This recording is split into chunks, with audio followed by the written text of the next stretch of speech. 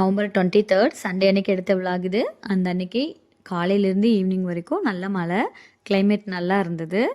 Last month நேரம்லாம் வீட்டில் light செட்டிங்லாம் பண்ணி வாழை மரம்லாம் கட்டி நெக்ஸ்ட் டே ஃபங்க்ஷனுக்காக ரெடி பண்ணியிருந்தோம் வீடெல்லாம். 24th அன்னைக்கு கிரகப்பிரவேசம் வச்சுருந்தோம். ஸோ இன்றைக்கோட வீடு ஃபங்க்ஷன் முடிஞ்சு 1 மந்த் ஆகுது. நாங்கள் இங்கே ஷிஃப்ட் ஆகி ஒரு 10 days ஆகுது. இந்த வீட்டுக்காக மார்ச் 6th அன்னைக்கு பாலக்கல் போட்டோம்.